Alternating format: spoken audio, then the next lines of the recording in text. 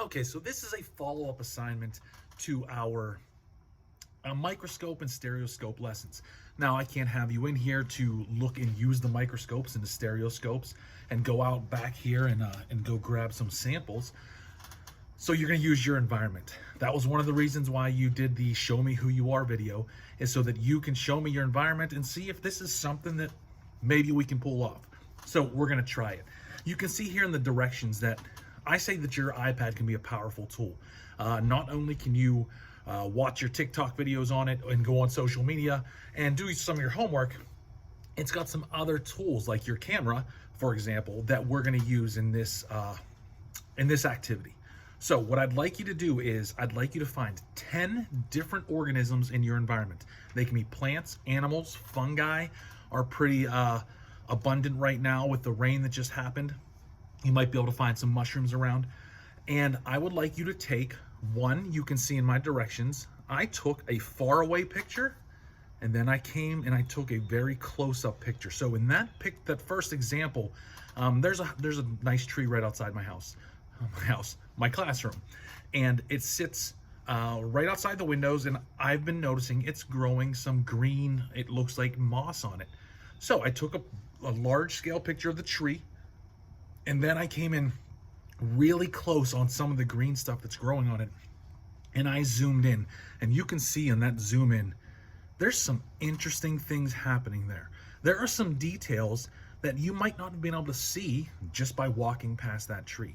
This is the idea of the assignment. I want you to find something, take a picture like this red maple that is right outside my room. And it has some really interesting leaves. And I always love looking at this red maple's leaves.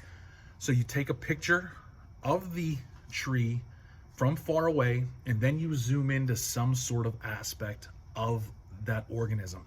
And you can see I chose to zoom in on the leaves, and now you can see some really interesting details there, all the creases and the veins running through it. So those were just two examples of what I want you to do, or of organisms you can use.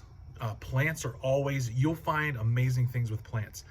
Plants are a lot more beautiful than we kind of give them credit for. If you get up and close and look at those tiny little details.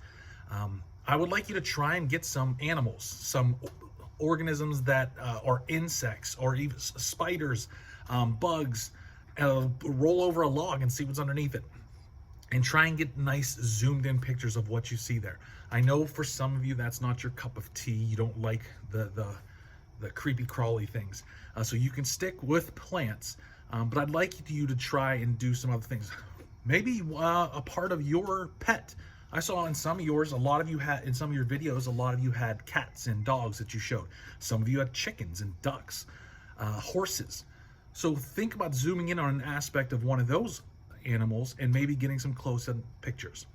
So the end activity is for you to have a portfolio of 10 organisms, but you're going to need 20 pictures.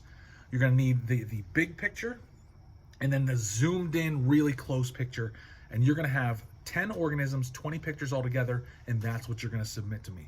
I hope you have some fun with it. I'd really like you to zoom in and get some really crisp pictures. If the picture is blurry, take another one and then delete the pictures off your iPad.